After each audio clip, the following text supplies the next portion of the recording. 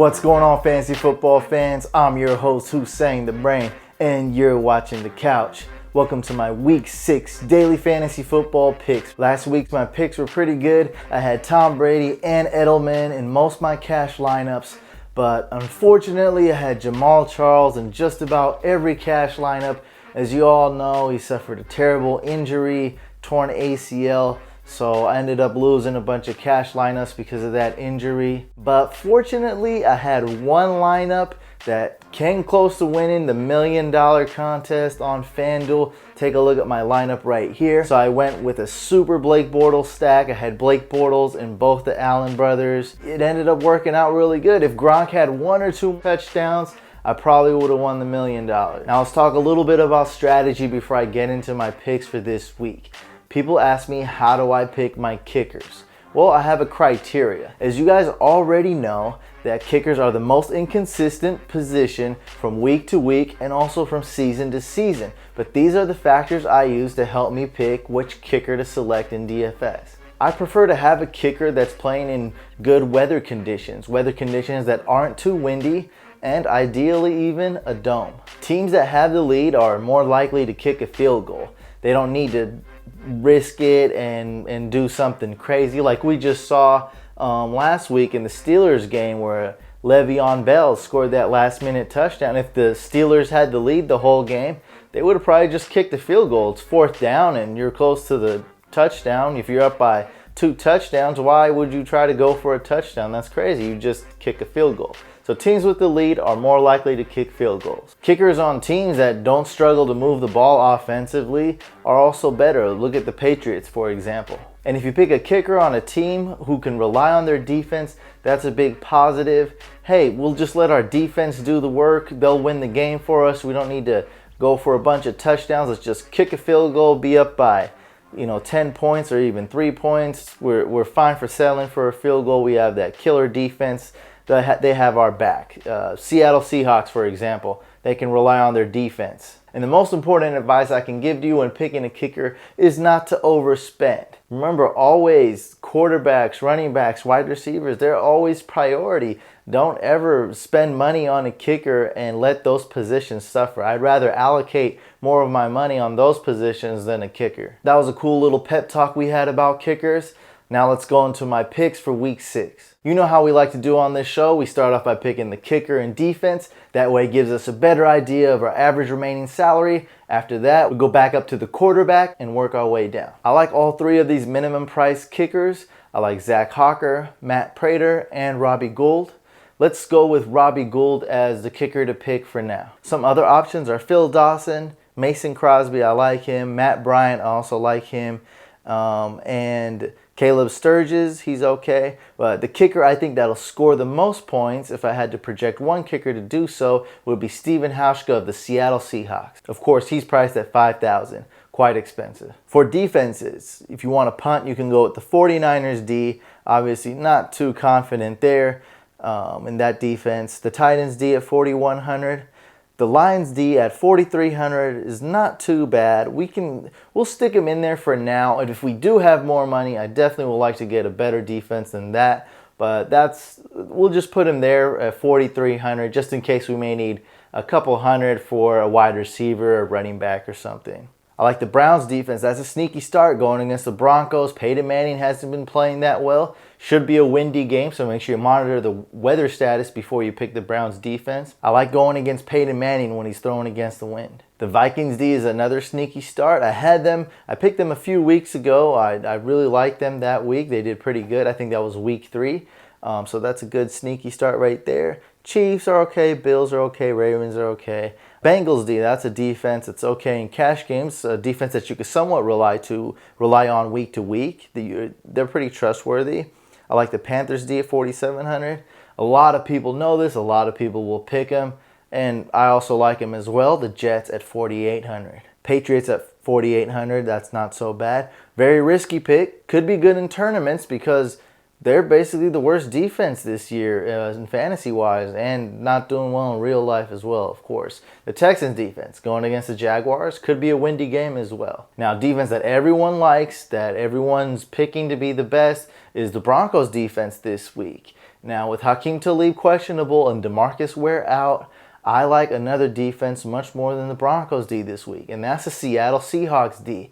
And they're priced the same at $5,000, but Seattle at home, I think they're going to score the most points out of any defense this week. So if you have a ton of money left over, you can spend it on Seattle. Okay, so now that we have a cheap quarterback and kicker, let's go back up to the top and select our QB. The top 3 quarterbacks I like for cash games are Aaron Rodgers, Sam Bradford, and Phillip Rivers. Now, Aaron Rodgers, I really like him, but he's a bit overpriced. Probably won't have him in too many lineups. I really like Sam Bradford. The Eagles are playing at home against the Giants. The price is right, and Vegas has it as a high-scoring game. They have the Eagles scoring a bunch of points. Phillip Rivers, he's going to be playing against the Packers, should be throwing the ball quite a bit to get back in the game. He puts up a good amount of passing yards, so he's a pretty consistent guy for cash games. For tournaments, you could go with Tannehill, Dalton. Don't really like those 2 guys that much, but they're options. I really like Colin Kaepernick this week. I see him as a boomer bust play. That's a great player for GPPs. I also like Blake Bortles this week in GPPs, but the thing is, as you can see, I picked Blake Bortles last week. I picked Allen Robinson and Allen Hurns. Not too many people had that combo. Because Blake Bortles did so well last week, he's going to be owned a lot more. He's going to be way more popular in tournaments. That's the one turnoff I have about picking Blake Bortles. Other than that, he's got a ton of upside this week. Marcus Mariota is another tournament play. Not too confident in Matthew Stafford, but he's another option. I really like Brian Hoyer as my tournament pick. Probably going to have him and DeAndre Hopkins stacked in one tournament lineup. And if you want to save a lot of money, basically punt at the quarterback position, you can go Michael Vick. Hope he scores a rushing touchdown. Or maybe E.J. Manuel if Tyrod Taylor doesn't play. For running backs, I don't usually pick a lot of Thursday night guys, but 2 running backs I really like are playing against each other Thursday night. That's Devontae Freeman and Mark Ingram. Now, sometimes having the 2 running backs playing in the same game reduces your risk. How likely is it that both running backs that game are going to perform terribly? It's more likely that both of them perform well. There's so many factors. Let's say one team has the lead, which is supposed to be the Falcons according to Vegas. So the Falcons have the lead. They're more likely to run. Now, the Saints, I'm pretty sure they're going to try to at least run the ball in the beginning. You got Mark Ingram, great run blocking offensive line. So I think they're going to try to run with Ingram a lot, at least in the beginning. They may need to throw in the 4th quarter to catch up to the Falcons. But I like both these guys, and in a cash game, feel free to start both of them if you're playing the Thursday night slates. Whether you're playing Thursday or Sunday, Monday, whatever, another running back I really like is Dion Lewis. This guy's immune to the game script. Whether the Patriots are playing from behind or have the lead, they likely won't be playing from behind. They're playing the Colts, heavy favorites this game. And even if they want to run the ball with Blunt, Dion Lewis is going to be giving him a breather and a good change of pace back and 3rd down back. That's, of course, very unlikely to happen. It's more like LeGarrette Blount is going to be coming in for Dion Lewis. Dion Lewis, tremendous talent, priced pretty cheap, I think, in FanDuel. Some more risky options at running back is Justin Forsett, DeMarco Murray, and Eddie Lacy. Eddie Lacy, I don't like the guy. I don't like how he's been running lately. Just don't like it, but the matchup is there. It's really good matchup. Justin Forsett, really like him, but he is injured, so you have to monitor his status this week. For tournaments, I really like Shane Vereen. I really like Buck Allen if Justin Forsett is out. And I mean, in tournaments, you can still go Buck Allen too. That's an unpopular pick. But if Justin Forsett is out, of course, boosts his value. And at 5,100, you're not going to really be able to beat that. Another guy I like is Anthony Booby Dixon.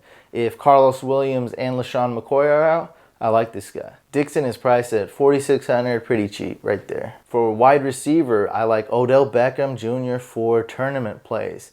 And another guy I really like, whether it's cash, tournament, whatever, at only 8,500, you get DeAndre Hopkins. Hands down, one of the best wide receivers this year. He's pretty consistent. It's just 8,500. I definitely have to have DeAndre Hopkins in at least some of my lineups. I like Calvin Johnson as a tournament play. Brandon Marshall is a decent wide receiver in FanDuel. Also Keenan Allen, he's more of a boomer bust player, so we're going to probably play him in tournaments. I think he's better suited for tournaments. Wide receiver I really like is Larry Fitzgerald. Now that he's playing more in the slot wide receivers tend to be more consistent. Wideouts playing on the outside, they're not as consistent anymore. They're harder to predict. Now that he's moved and playing the slot, he's going to be much more consistent. And at $7,500, it's very hard to beat that price. Another Thursday night guy, Brandon Cooks, not a bad player right there at $7,000. And Quan Bolden's not a bad pick. Now Allen Hurns is hurt, but at $6,500, if he's playing, that is definitely not a bad pick right there. I think he's had the same injuries and the same designation the past couple weeks, but he's put up 116 yards this week and the week before, and also a touchdown in each week. So it didn't stop him those weeks. Feel free to go ahead and pick him. Willie Snead, super cheap at $6,200. It's going to be hard to resist if you're playing Thursday night slate right there. And if Steve Smith is out again, Kamar Aiken's a great pick. Also keep tabs on Ruben Randall and ODB. If one of them is out or both of them are out, then you may want to pick Dwayne Harris. I really like this guy as a wide receiver. Price pretty cheap. And if Steve Smith is out, if you want to save money, pick an unpopular pick. I would go Marlon Brown. I still think he's okay. I mean, obviously not a great wide receiver, but at $4,500 at that price, it's going to be harder to beat someone like Marlon Brown if Steve Smith is out. For tight ends, I like Gronk. Kelsey's okay. I really like Antonio Gates. He's priced super cheap.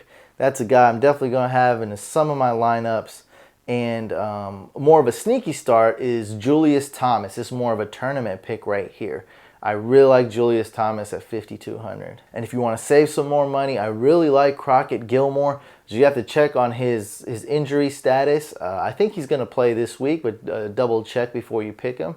So I really like him. Ravens are playing the Niners and only priced at $4,900. And if Jordan Reed is out, Derek Carrier is another option for you at tight end. If you guys want to try out some of these picks on FanDuel, you can do so for free or play for as little as $1. Just follow the link below in the description and use promo code FANTASYCOUCH. I wish you all good luck. You saw how close I came to winning the $1 million last week. I hope one of you guys watching right now wins the $1 million for week 6. And that about wraps up this video.